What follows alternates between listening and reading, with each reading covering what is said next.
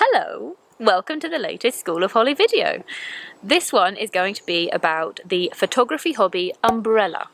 We were recently discussing on the Photography Books and Theory Facebook group about attachments to certain cameras, and this got me thinking about the photography hobby in general and what that can encompass. I would not call myself a gearhead, and technical reviews do not interest me in the slightest, but that does not mean they're boring to everyone. And this discussion got me thinking about how many subcategories of photography there are and how interesting they are to different people. I've been calling it the photography hobby umbrella, but I think it would be best called the photography hobby tree. The trunk being photography in general. So here we have our trunk, which is photography in general. We then have our branches. We have gear, books,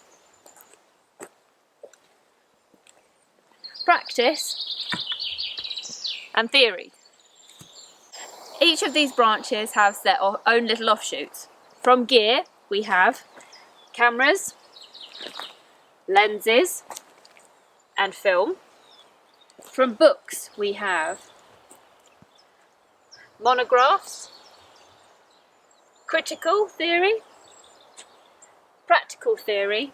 From practical, we have digital, film, alternative process, and experimental.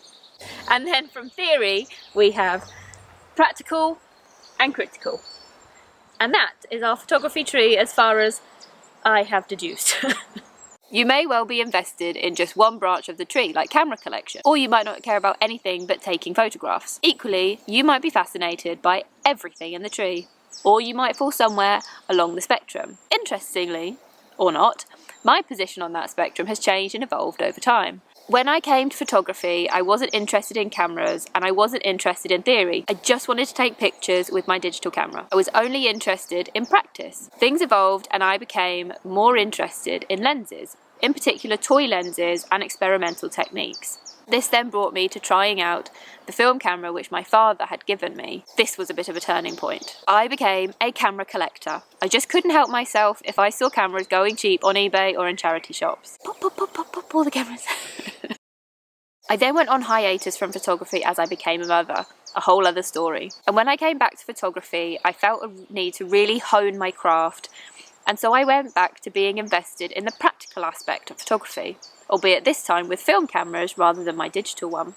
Whilst I really wanted to strip it back to basics and focus on one camera, black and white film, and learning to home develop, I just couldn't help but feel the draw of experimentation and learning about alternative photographic processes. It niggled and niggled away at me.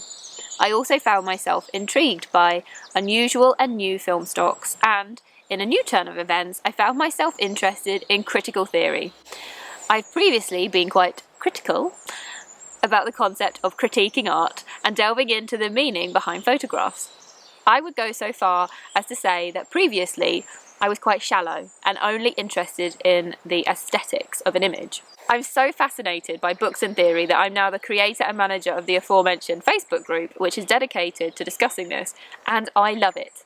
So there you have it, my journey so far in climbing the photography tree. So tell me, which aspects interest you?